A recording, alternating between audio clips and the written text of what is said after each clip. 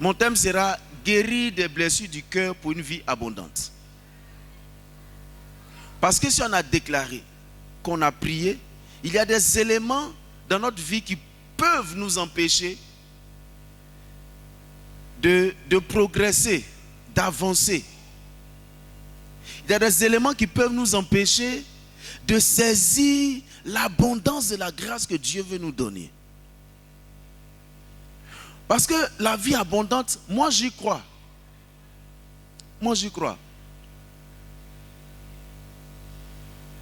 Mais il y a certainement des choses qui peuvent nous empêcher d'entrer dans l'abondance de la vie que Dieu nous accorde. Quand moi je lis la Bible, je réalise que la Bible nous démontre le cœur de Dieu. On le dit souvent, c'est les projets que j'ai formés pour toi ne sont pas des projets de malheur, mais des projets de paix. Mais le contenu du projet là, il a tout expliqué à travers la parole de Dieu. En nous démontrant qu'il est venu pour que nous ayons la vie, mais la vie en abondance, avec abondance. Mais la vie, ce n'est pas juste le souffle. La vie, c'est tout ce qui peut nous permettre un épanouissement sur la terre en tant qu'enfant de Dieu. Et un jour, qu'on soit dans la félicité de notre Père que nous avons célébré sur la terre. Mais malheureusement, il y a des petits éléments qui peuvent nous empêcher de fonctionner. Vous savez, des blessures peuvent nous causer tellement de problèmes. Je me rappelle, nous étions dans une conférence où j'étais avec mon épouse. En fait, ça m'a choqué. Et je ne vais pas vous parler de quelqu'un d'autre que de moi seul. Ça m'a choqué parce que, voyez-vous, on nous a dit de bonnes choses, de 3 bonnes choses, que chaque conjoint dise 3 bonnes choses sur son épouse ou bien son époux. Je ne sais pas, pour trouver 3 choses là, c'était dur. Mais si on me disait, écris une seule mauvaise chose si ta femme, Dieu sera encore là en train d'écrire. Parce que voyez-vous, la critique est facile. L'accusation est légère. Mais l'introspection est difficile. Parce qu'on se dit toujours qu'on a raison de faire ce qu'on fait.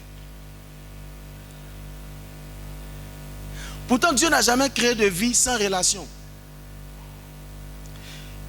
Ésaïe 49, verset 23. Des rois seront tes pères et leurs princesses tes mères. Ils viendront, se prosterneront à tes pieds, lécheront la poussière de tes pieds, afin que tu saches que c'est l'Éternel qui t'appelle par ton nom. C'est-à-dire, il y a des gens que Dieu dispose pour te bénir. Mais toi-même, tu peux t'empêcher de rencontrer ces belles personnes qui peuvent être pour toi une source de bénédiction et de stabilité.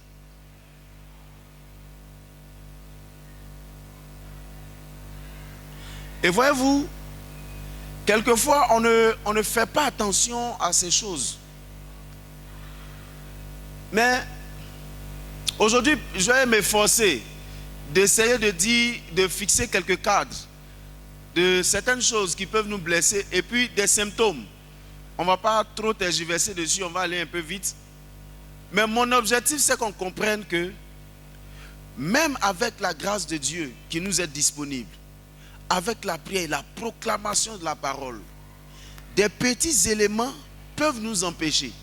Parce que Proverbe chapitre 4, verset 23 que j'aime dit garde ton cœur plus que toute autre chose, car c'est de lui que viennent les sources de la vie. Garde ton cœur plus que tout. Comprenez? Garde ton cœur plus que tout. Pourquoi le Seigneur demande-t-il de garder notre cœur plus que tout? Parce que c'est de ce cœur-là que viennent les sources de la vie. Ça veut dire que si ton cœur est pollué, les sources de ta vie seront polluées au point de t'empêcher d'avancer. Pourtant, Hébreu dit que personne ne se prive de la grâce de Dieu, qu'aucune racine d'amertume ne pousse des rejetons et n'affecte plusieurs. C'est-à-dire, toi-même, tu peux te priver de la grâce de Dieu. Tu peux te priver de la grâce de Dieu. Au point où quelqu'un à côté de toi peut bénéficier de la grâce de Dieu. Tu te dis, mais Seigneur, pourquoi? Lui là, il vient d'arriver. et puis bénéficie d'une aussi grande grâce que moi je cherche il y a des années. Mais c'est parce qu'à un moment donné, tu as laissé ton cœur être embobiné par l'amertume due à certaines blessures. Et vous voyez, quand on aime quelqu'un, il nous fait plus mal. C'est-à-dire quelqu'un que tu aimes là, c'est lui qui te fait le plus mal. Parce que si je sors ici et puis quelqu'un m'insulte dehors, ça me fait mal, mais ça n'a rien me dit. Souvent je le dis, ma femme m'avait envoyé au marché. Elle m'avait envoyé au marché, non? Je sais aller payer les choses. J'arrive devant la femme qui vend aubergine, je paye son aubergine, elle sourit avec moi. Je donne 2 et puis elle dit, voici les garçons choyés qui n'aiment pas donner l'argent à l'heure. Moi-même dans mon dos, elle dit ça. Il a fallu lui dire, toi tu sais dans quoi je suis dans ça là, au marché ici. Parce que tu ne sais pas comment je suis arrivé ici. Tu dis, je suis un garçon choyé. Parce que c'est pas des... Bon, ça là, ça ne va rien me dire. Ça peut me dire quoi? Mais quand c'est une personne que tu aimes, même quand elle t'a piqué avec aiguille, ça te fait plus mal que quand on te pique avec épée. Un jour, je fais asseoir ma femme là-bas, et puis elle a dit, regarde, elle se disait que sur la terre ici, là, c'est toi ceux qui fais les choses, puis ça me fait mal. Donc on n'a qu'à se faire mal doucement. Parce que ça fait mal, oh. Oui, ça fait mal. Je veux dire que les blessures peuvent venir des gens que nous aimons, de nos familles. En Afrique, on grandit d'une manière difficile. On ne tient pas trop compte des états émotionnels des enfants quand ils grandissent. On ne sait pas comment nos enfants grandissent et pourquoi ils prennent de telles ou telles décisions. Mes frères, voici une parole que le Seigneur dit. L'Esprit du Seigneur l'Éternel est sur moi car il m'a oint pour porter de bonnes nouvelles aux pauvres. Et puis il dit pour guérir ceux qui ont le cœur brisé. Mon frère, c'est après ça, quand on dit il va libérer les captifs, délivrer. Ça veut dire que c'est important pour le Seigneur de guérir le cœur de quelqu'un.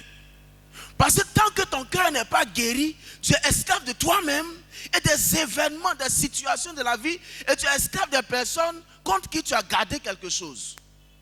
Donc le Seigneur veut te guérir pour ne pas que tu aies tellement les yeux fixés sur toi que tu n'aies plus le temps de lever les yeux pour voir les opportunités qu'il te donne.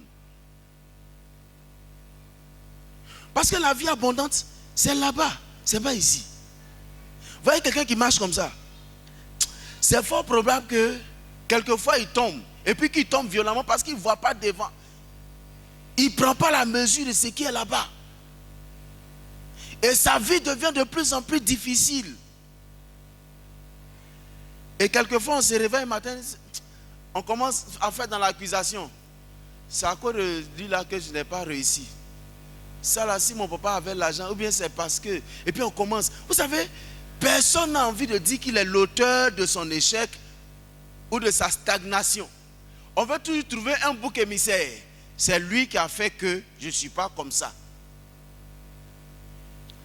Et dans ce genre de situation, c'est difficile, hein? Mais je vais vous parler d'une situation biblique. Et à partir de là, on va voir quelques symptômes. Genèse chapitre 29, à partir du verset 31. Genèse 29, à partir du verset 31. J'ai eu l'esprit ouvert quand un serviteur de Dieu a parlé de ce texte. Et ça m'a marqué.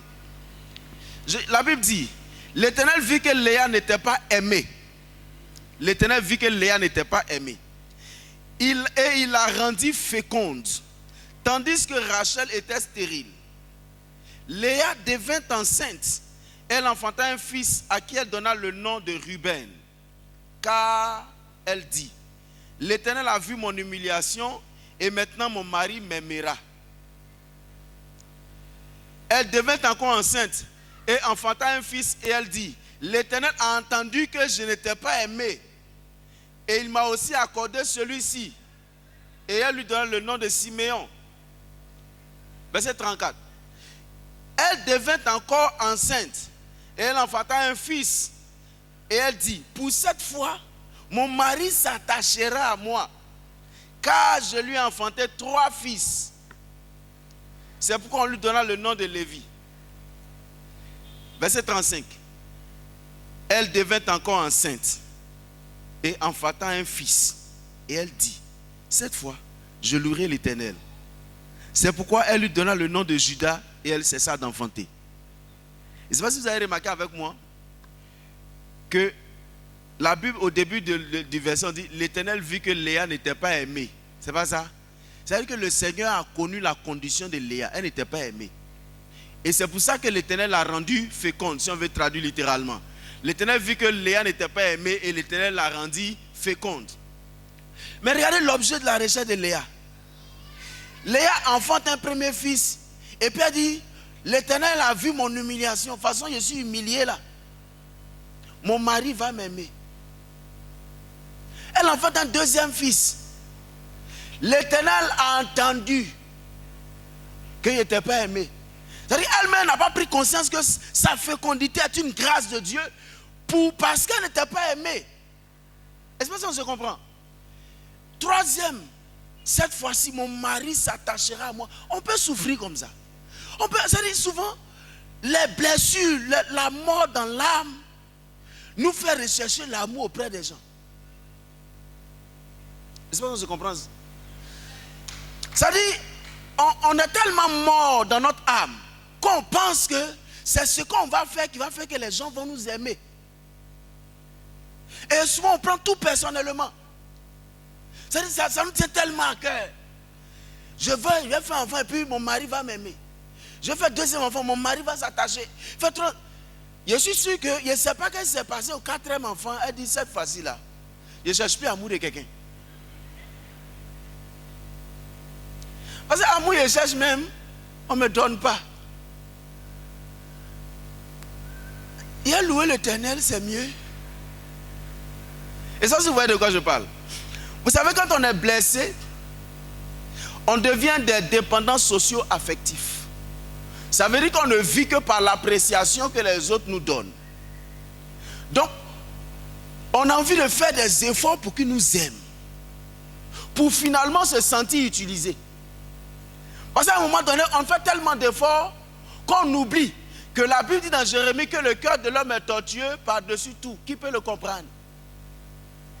Ce que tu as fait, que tu pensais que c'était bien qu'il allait apprécier, il te regarde dans tes narines. Ça, c'est quoi ça?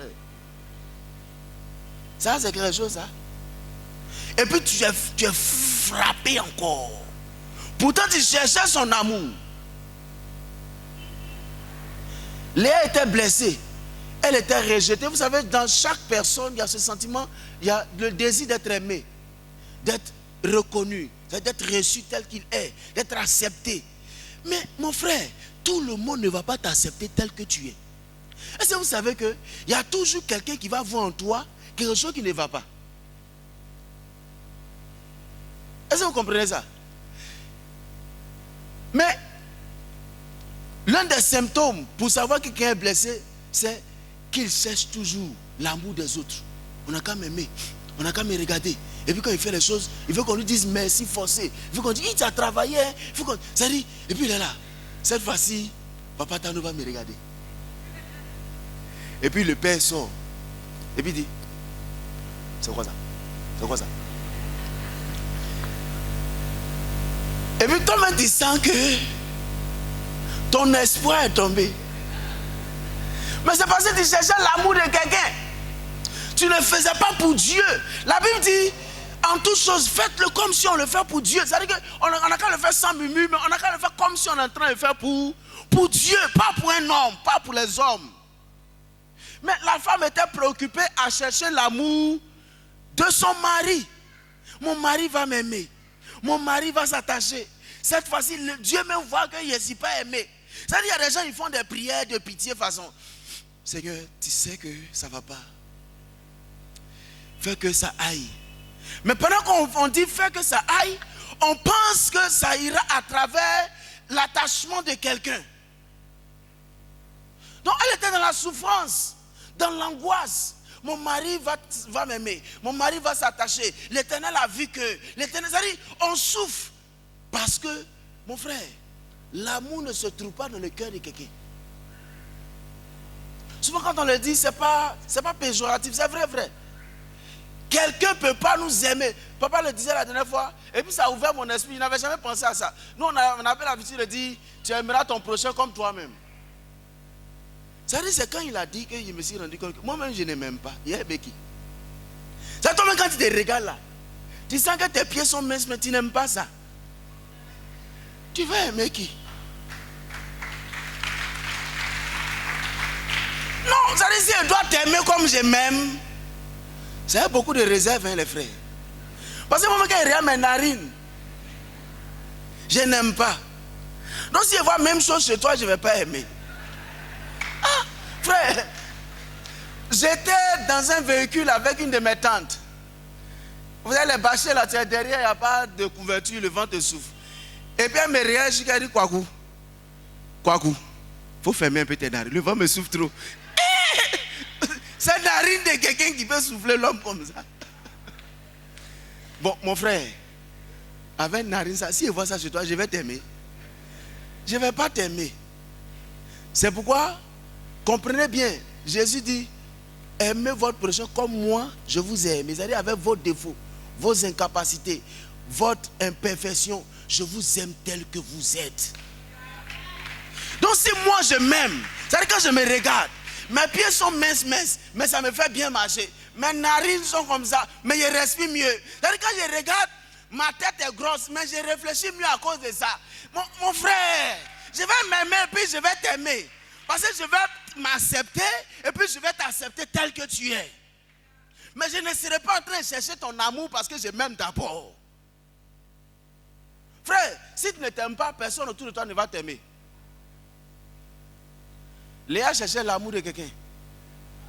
Parce que son cœur était meurtri, son cœur était blessé, rempli d'amertume.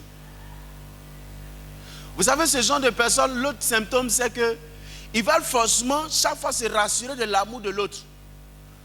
C'est-à-dire, il faut qu'on lui dise toujours, je t'aime, tu me plais. Et souvent, je ne sais pas si c'est ma femme, mais elle souffre. Une fois, elle me dit, tu m'as dit, je t'aime il y a longtemps. Il est rien, elle dit, donc, on est ici ensemble, là, c'est pas, je t'aime pas. Ah, moi, bon. Ça, naturellement, ça doit se comprendre, quoi. Elle dit ici, Baoulé. Bon, je vais désactiver ce côté-là.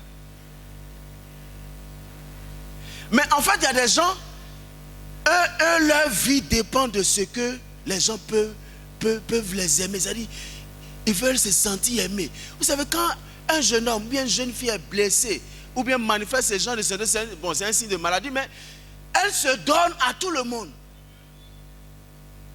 Quand un gars lui dit je t'aime net, c'est vrai, il m'aime, hein? On ne me dit pas d'habitude, c'est qu'il m'aime. Non, souvent on dit aimer poulet, et puis aimer l'homme, c'est pas la même chose.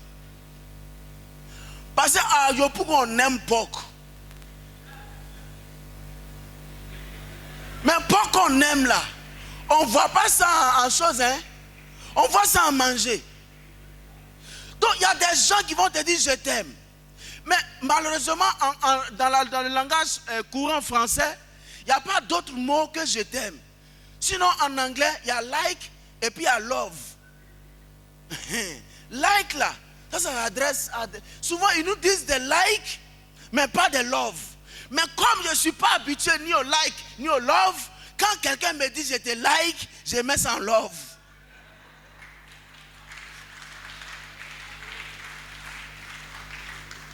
Souvent on ne comprend pas pourquoi nos jeunes gens, souvent on ne comprend pas pourquoi ils se donnent à des gens.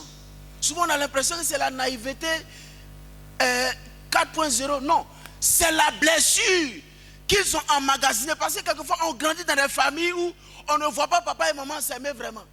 Et puis c'est difficile. Souvent c'est papa qui crie si maman, c'est maman qui crie. Et puis c'est les casseroles qui font comme ça. Et puis la personne est là, se regarde, et dit, si le mariage là est comme ça, c'est que je préfère rester tel que je suis. Mais en bon être humain constitué, quelquefois on cherche. On a un désir de se sentir aimé forcément. Et quelquefois, on ne fait pas attention et puis on se laisse aller. On se laisse aller. Et souvent, vous savez, quand les gens sont blessés, chacun a sa cachette. Les gens qui se cachent dans le travail, ils travaillent beaucoup. C'est parce qu'il est courageux. C'est parce qu'il ne veut pas qu'on l'emmène. Il est trop fatigué de livrer son cœur à quelqu'un et puis on va tout lui marcher dessus. Donc, lui, il travaille seulement. Il travaille. C'est-à-dire que même quand il est fatigué, il travaille. Il travaille seulement. Il y a des gens qui se cachent dans la drogue. Il y en a qui se cachent dans le sexe. Il y en a, ils veulent se sentir, ils veulent sentir leur personnalité. Parce que quand des gens sont blessés, ils doutent même de leur personnalité, ils doutent de ce qu'ils sont. Ils n'ont plus de personnalité. Vous savez, une parenthèse. Malheureusement, le monde est en train de nous dire que l'être n'est pas plus important que l'avoir. C'est-à-dire, les gens s'identifient à leurs acquis. Mais ils ne sont plus rien. Si vous remarquez bien, quand quelqu'un va se présenter, tu vois ma voiture, tu vois, j'ai pu construire une maison. Hein. Mais toi-même, tu es qui? Bon, moi, je suis... Ça, il ne peut pas s'identifier comme une personne. Les frères, les moyens financiers donnent des possibilités, donnent des facilités, mais ça ne donne pas une identité. Donc quand tu as l'argent, l'argent donne des facilités, mais pas une identité. Et malheureusement, le monde nous fait croire que ce sont nos acquis qui nous identifient. Je suis, ou bien nos titres, je suis directeur de temps. Mais avant que tu ne sois là, quelqu'un l'a été. Avant que tu ne sois premier ministre, quelqu'un l'a été. Et ce n'est pas une identification, c'est une profession. C'est un rôle que tu joues. Un jour, tu quitteras là. Quelqu'un d'autre viendra, mais toi, tu seras qui? Qui est-ce que tu seras? C'est pourquoi souvent les gens vieillissent, ils ont 75 ans, ils restent dans le même poste. Parce que s'ils ne sont plus là-bas, ils ne sont plus quelqu'un. Même à l'église, quand on établit quelqu'un, quand il ne travaille pas bien, et puis on dit, bon, mon frère, pardon, laisse la place à des jeunes gens, ils s'énervent. Parce qu'il va rentrer à l'église, ils vont dire, qui est le responsable de la louange? Et puis, il va se rappeler que c'était lui, mais ce n'est plus lui. Ça lui fait mal. Donc, il va partir de l'église parce que ça lui fait mal trop. Et voilà pourquoi nos églises n'avancent pas quelquefois. Parce que le gars, il s'attache plus au titre qu'à la responsabilité. Mais est-ce que vous savez qu'on ne peut pas marquer notre monde sans identité? Parce que chaque fois quand tu vas quelque part, on ne te demande pas tes acquis, on te demande qui tu es d'abord. C'est pourquoi le Seigneur, avant de continuer dans la grâce, il nous dit, mais à tous ceux qui l'ont reçu, à tous ceux qui ont cru en son nom, elle a donné le pouvoir de devenir enfants de Dieu. Lesquels sont les noms de la chair, ainsi de suite, ainsi de suite. Et puis après, il nous dit maintenant, il nous a comblé toutes les bénédictions célestes. Il nous a sortis du monde des ténèbres pour nous envoyer dans la lumière. C'est-à-dire, il change notre identité et notre environnement. Quand il a fini de changer ça, il dit, maintenant tu es dans un nouvel environnement, voici ce qui t'appartient. Le Seigneur change d'abord l'identité. Aujourd'hui, il y a des gens qui ne sont rien, frère. Et il y a des gens qui ne se sentent rien parce qu'ils pensent qu'ils n'ont rien. C'est une erreur. C'est une erreur, les frères. J'ai envie de vous dire, 1 Timothée 6,6. Car c'est une grande source de gain que la piété avec le contentement. C'est-à-dire, je suis content d'être ce que je suis. Je m'attache au Seigneur. Si j'ai mangé riz dans l'eau, c'est plus doux qu'un burger. Regardez, nous on a grandi à l'intérieur du pays là. Bon, moi les glaces, les choses comme ça là, c'est pas doux dans ma bouche. Il a dit, banane braisée avec arachide. Tu connais? Toi tu avais blagué qu'un burger. En fait, les gens, non, en fait, non, attendez. Quelqu'un va me voir, non, tu sais, je viens de déjeuner dans un coin, plaisir. À quoi ça? Azalai Hotel. Il dit mon bon, c'est compliqué ça. Azalai. Mon frère, moi j'étais là, chez Mawa. Quand je suis parti chez Mawa, j'ai vu les bananes braisées. Quand j'ai vu les bananes braisées, j'ai pris une banane. J'ai pris un sachet d'arachide. Et puis je me suis glorifié pleinement. Frère, c'est plus doux que ce que tu as mangé à Zalaï. Vous savez, en fait, j'ai eu la grâce de manger à l'hôtel président. Et j'y ai logé pendant quelques temps quand même. Tu es dans ta chambre, non? Ma femme se rappelle, une fois on a fait une fin d'année là-bas. Et puis on a commandé la nourriture à la chambre. Manger qu'ils ont envoyé là, c'est pas doux. Mais on ne peut pas dire que c'est pas doux. C'est là qu'il y avait, on appelle cornichon. Les choses que tu manges même, c'est pas doux. Ça veut dire que tu es en train de manger, et tu te dis, où est mon placalier, elle sort graine.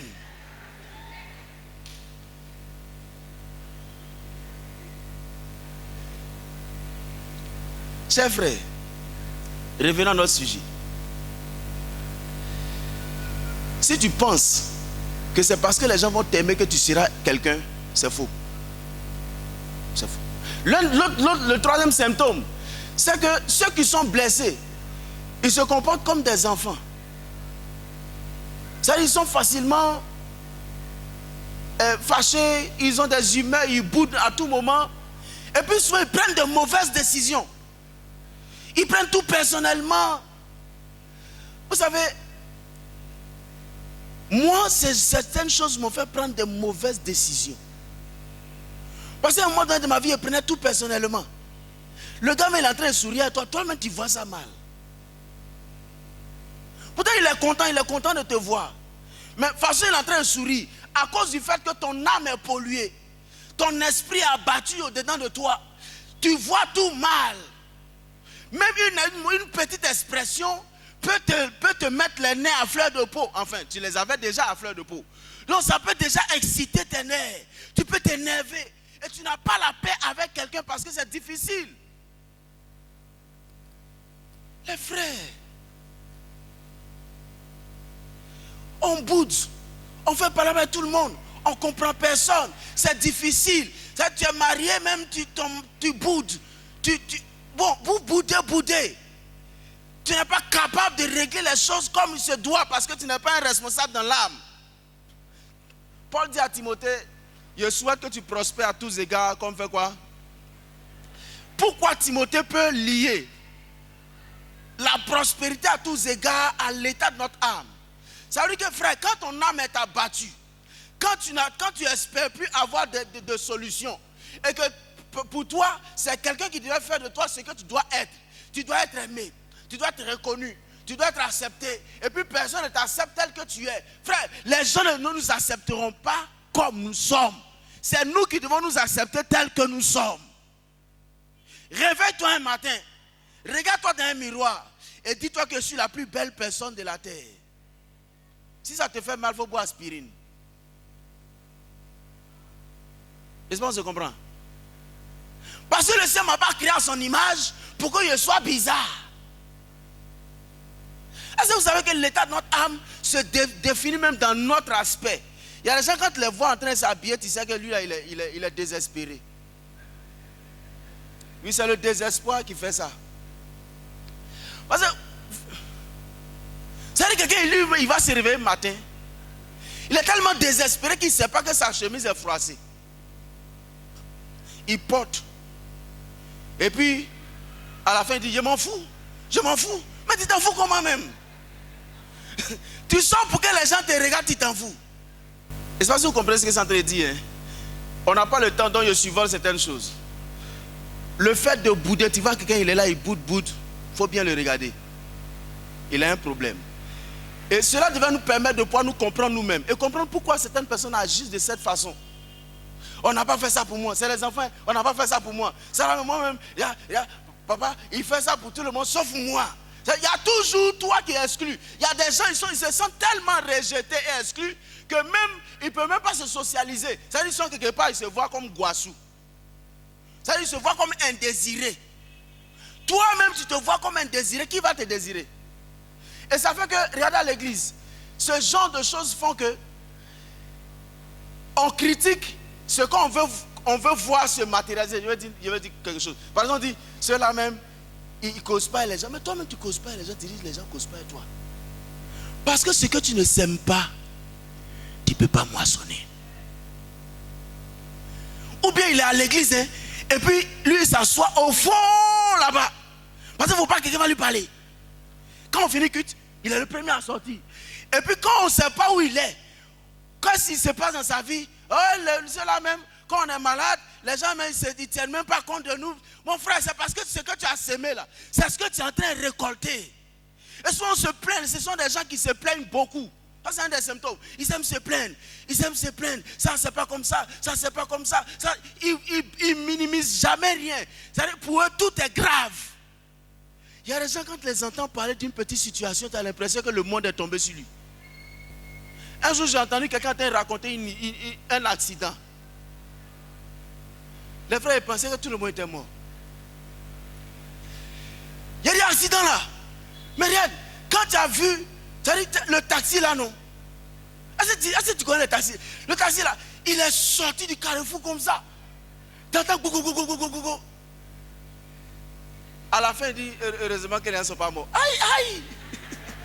Oh, mais est-ce que tu avais besoin de nous effrayer comme ça? Tu peux simplement dire, ah, il y a eu un accident, Dieu merci, Dieu a fait grâce, c'est tout. Mais il veut qu'on sache que c'est grave.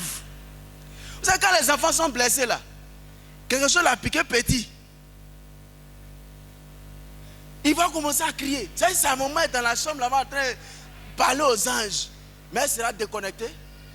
Maman, oh, maman, oh. Sa maman l'a calmé. Quand papa arrive là, papa, c'est ça que je suis blessé même. Hey. Papa dit, mais tu es blessé comment? Voici mon doigt. Hey. Tu ne peux pas nous épargner tout ça. Mais c'est une maladie. Et des gens ne peuvent pas entrer dans des vies abondantes quand on est toujours en train de murmurer, de se plaindre. Tu te plains des gens avec qui Dieu veut te donner des grâces. Ou bien tu sais pas, tu es toujours, tu te sens rejeté. Donc tu ne peux pas te fondre dans le moule.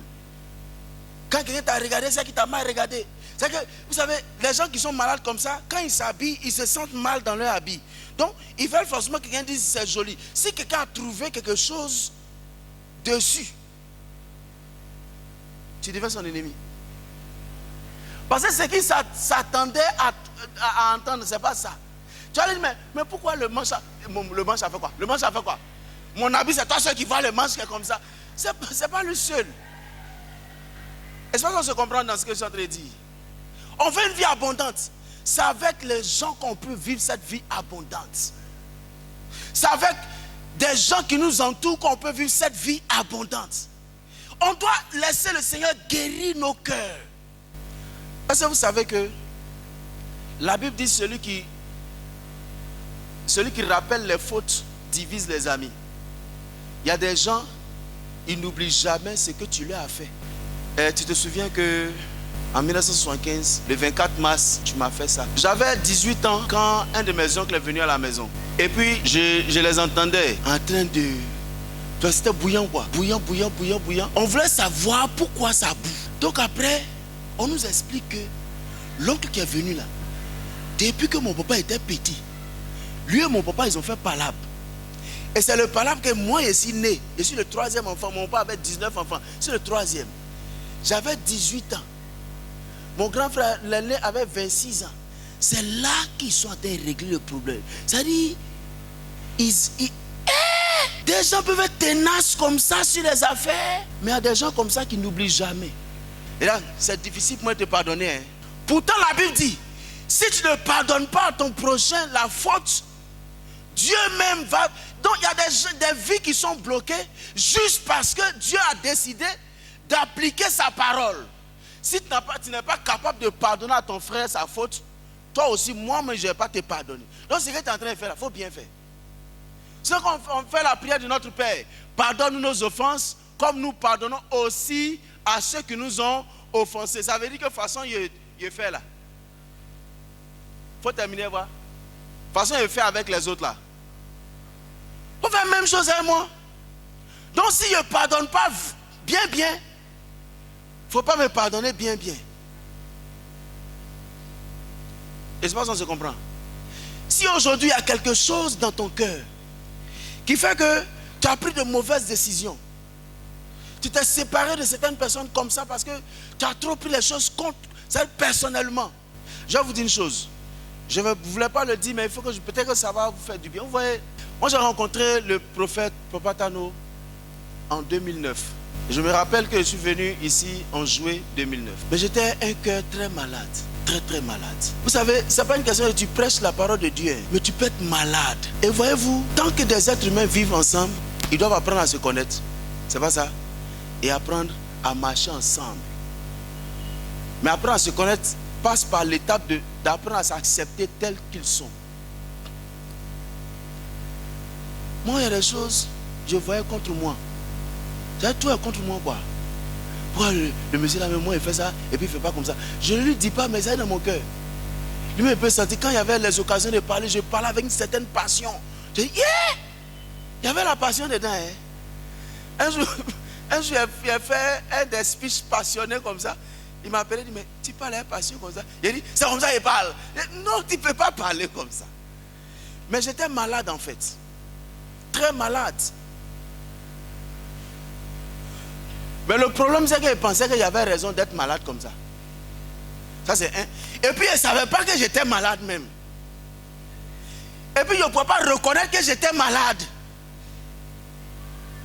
Donc, pour moi, c'était normal, quoi. Un bon matin, il a dit, il m'en fait. Bon, pour rien comme ça. Je suis parti, il fait 2 ans sans aller dans l'église de quelqu'un. À un moment donné de la vie, il dit, hé, mon frère, où Dieu veut te bénir, là, si tu t'en vas loin, c'est pas bon. Vous voyez que c'est en train de grossir maintenant. Ouais, je quand même.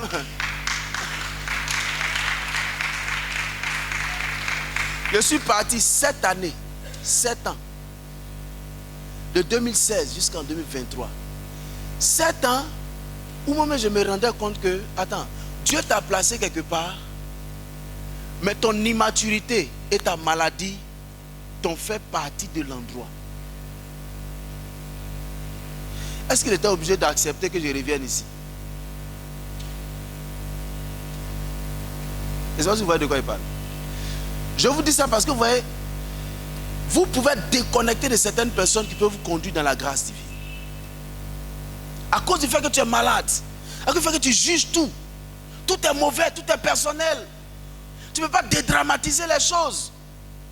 S'il a fait ça, c'est que c'est contre moi il a fait. On ne me respecte pas. Toi, on n'a qu'à te considérer, c'est fait quoi? Si toi-même tu te considères, c'est mieux.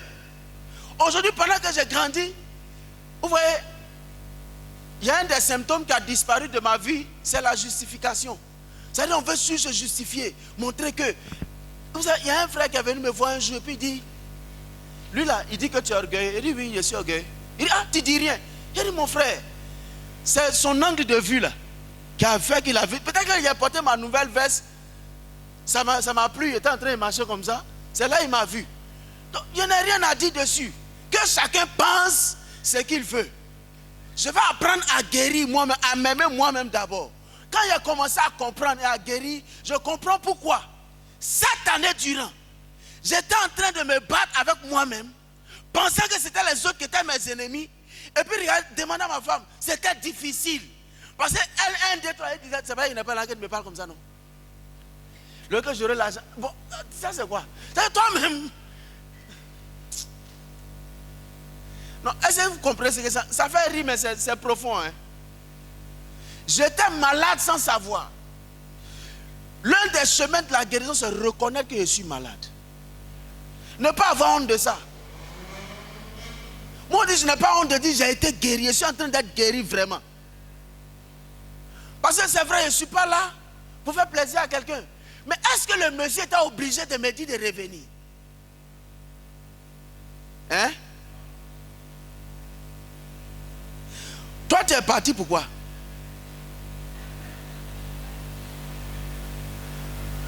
Hein? Tu es parti, c'est pour... Bon, moi, je suis revenu, reviens.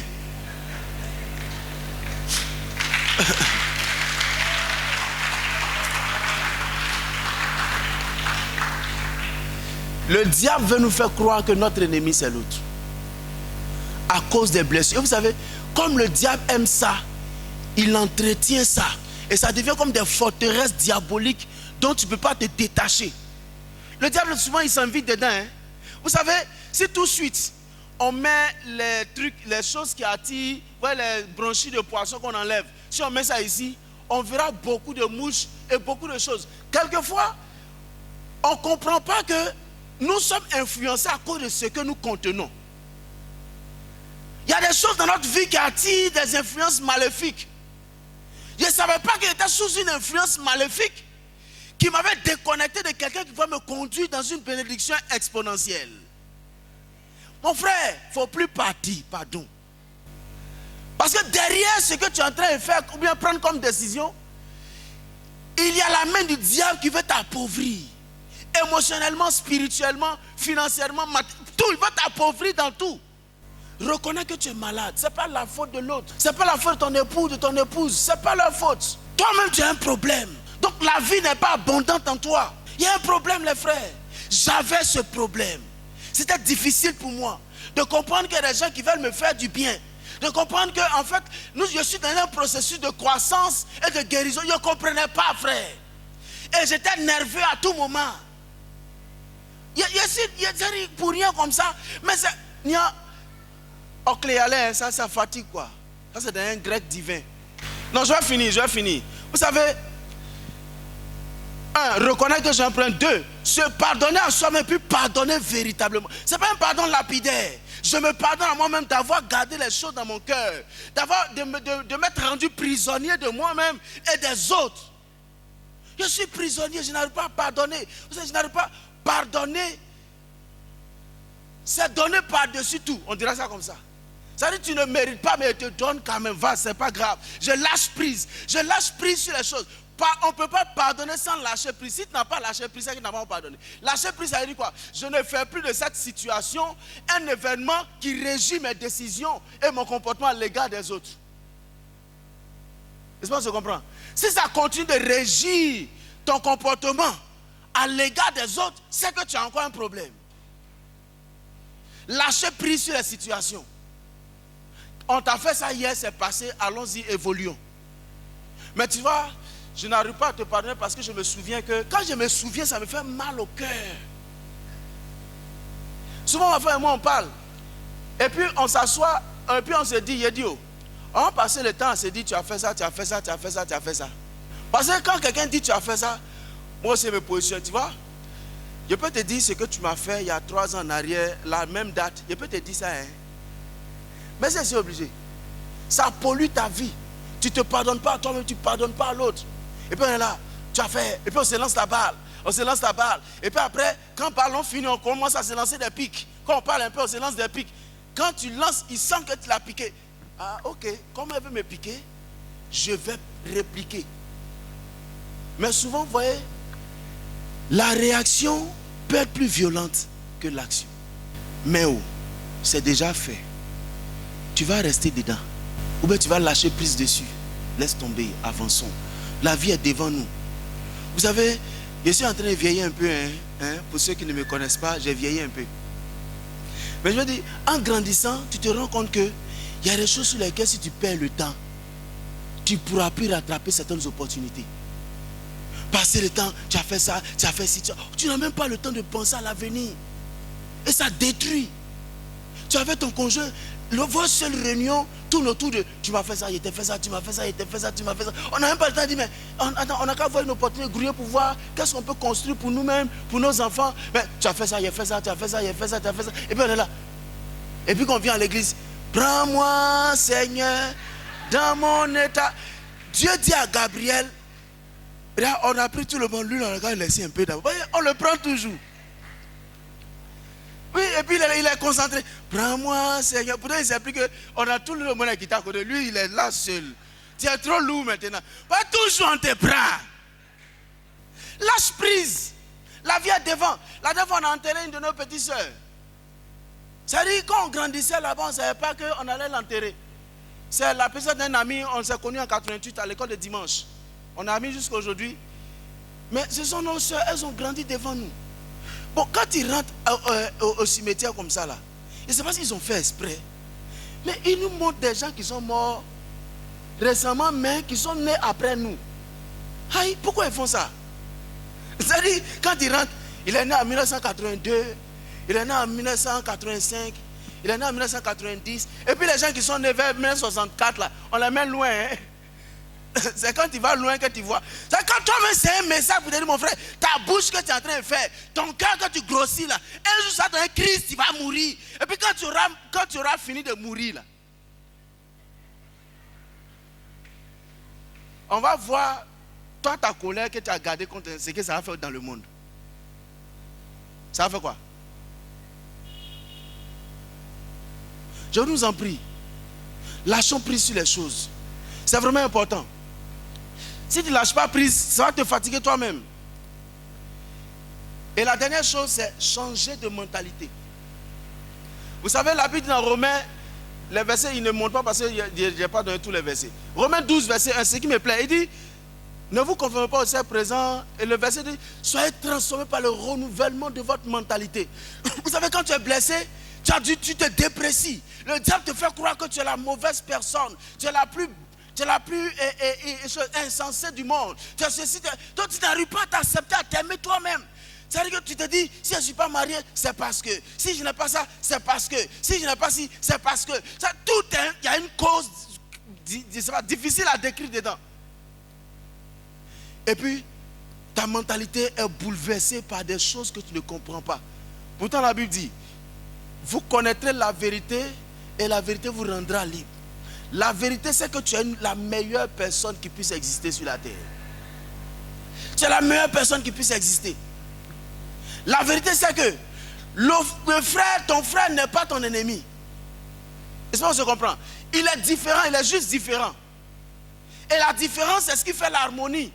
Quand on joue dans la musique, il y a do, ré, mi, fa, sol, il y a 7 notes fondamentales qui construisent toutes les musiques au monde. Mais ce sont des notes différentes. S'il n'y a pas cette différence, il n'y a pas d'harmonie. Mais quand on a du mal à s'accepter nous-mêmes, on a du mal à accepter la différence de l'autre. Dieu sait, mais nous montre qu'on est différents. Il y a des gens qui sont grands, il y a des gens qui sont petits, il y a des gens qui sont un peu gros comme moi, ouais, comme façon si gros. Il y a des gens... je suis gros. Mais on est différents. Change ta mentalité. Ce que les gens font n'est pas contre toi. Même si tu as vécu dans une famille difficile, où les gens t'ont maltraité, c'était pour construire en toi ce que tu es devenu aujourd'hui. C'était pour que tu aies un esprit ouvert. Parce que même si les gens te voulaient du mal, achète et puis dis, Seigneur, merci parce qu'ils m'ont fait ça. C'est parce qu'ils m'ont fait ça qu'aujourd'hui je suis là. C'est parce qu'ils m'ont fait ça qu'il y a eu envie de travailler. Vous savez, quand tu subis le mal, tu as 2 options. Soit aller abandonner, te suicider, faire de la résignation, ou bien te dire, ce que je suis en train de traverser ne va pas me tuer. Ça doit me booster, ça doit me... J'ai oublié le mot là. C'est ça. Ça doit me motiver, me mobiliser. Ça doit me donner la force de continuer. Le mercredi passé, il disait, 10 ans après qu'on m'ait chassé de la maison de mon papa, parce que je voulais être pasteur, je rencontre la femme de mon papa avec un de mes petits frères. C'est quand il m'a appelé que la dame a su que c'était moi. Je suis surpris. Mon grand frère vient chez nous, et puis quand je l'accompagne, il dit, tu sais que maman suit tes émissions. Il dit, ah bon? Il dit oui. Mais, voyez ce qu'il va dire. Il dit un jour, on a été réel émission, il dit c'est toi. Il dit, elle dit que ça ne peut pas être toi. Ça ne peut pas être toi qui vas sortir dans la télévision des gens. Toi, tu vas quitter où? Pour sortir dans la télévision des gens. Oh les frères, je crois en la grâce de Dieu. Que personne ne se prive de la grâce de Dieu.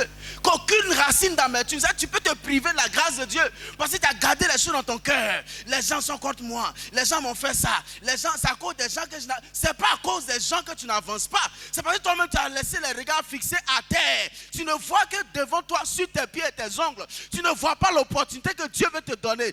Quitte dans cette atmosphère. Change de mentalité. Bouge-toi, lève-toi. Parce qu'il y a quelque chose. Il y a une vie abondante que Dieu veut te donner. Il y a cette vie abondante que Dieu veut te donner. Parce que ce n'est pas quelqu'un qui transporte quelqu'un dans la grâce de Dieu. C'est Dieu lui-même. Parce que je ne suis pas le meilleur prédicateur. Je n'ai pas ce que les autres ont. Mais Dieu m'a fait grâce de faire une émission qui mobilise beaucoup de personnes dans le monde entier du lundi au vendredi à 5h30. C'est la grâce de Dieu. C'est parce que des gens n'ont pas cru en moi. C'est parce que des gens ont dit, lui là, il doit mourir. Il est digne pour la mort. Que le Seigneur dit, lui là, si je l'ai mis sur la terre, il est important. C'est un trésor divin pour moi. Je ne peux pas laisser des gens décider de son avenir. Je vais changer quelque chose pour étonner ceux qui ne croyaient pas. Comment seront-ils étonnés s'ils n'ont pas déprécié ton avenir? Comment seront-ils étonnés? Mais pourquoi toi-même tu veux t'arrêter sur ce genre de choses? Avance. Ne cherche pas à plaire à quelqu'un. J'ai fait un enfant pour que mon mari m'aime. J'ai fait un deuxième enfant pour qu'il s'attache à moi. Non, laisse ça.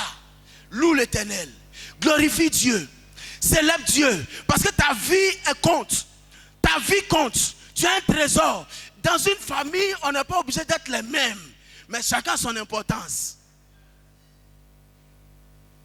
Je ne sais pas si vous voyez. Dans une famille, un parent ne montre pas son amour pour les enfants de la même façon. Ça, aujourd'hui, on a besoin de dire aux enfants, tu sais, je t'aime, hein? Tu sais, je t'aime, hein? Les frères, si papa toi ne me dit pas qu'il m'aime, moi-même, il m'aime. Ça veut dire, je m'aime pour dans son cœur. Ça veut dire, moi-même, quand il me regarde net, il sait que dans son cœur, moi-même, je m'aime dedans. Parce que quelqu'un qui est parti quand il est revenu, c'est pas amour qui est là. Hein? On est deux. Toi, tu es dedans aussi.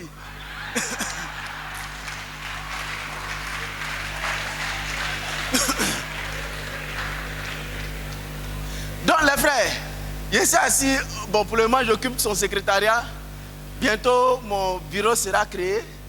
Non. Ça dit même s'il rentre, il ne m'a pas dit bonjour, je m'aime dans son cœur. Quand il sort, il ne me dit pas bonjour, je m'aime, parce qu'il ne sait pas quand il le poursuit et puis la terre est rentrée. Ça c'est avant, il a dit, regarde, il est venu, il ne m'a même pas salué. Pourtant il est en train de monter ses vidéos pour que le monde entier le voit. On s'en fout, il m'aime. Quand il rentre dans son bureau, s'il sort en courant, il ne m'a rien dit, il m'aime quand même. Parce qu'il ne sait pas que s'il a vu là-bas, les anges peuvent le poursuivre pour sortir. La vie n'est-elle pas simple comme ça? Pourquoi aujourd'hui à l'église, quand on dit à quelqu'un, regarde ton frère, dis-lui je t'aime, lui-même, il se regarde d'abord pour voir s'il s'aime avant d'aimer quelqu'un. Que le Seigneur nous garde. J'espère que mes petits mots ont pu traduire ce que je voulais dire.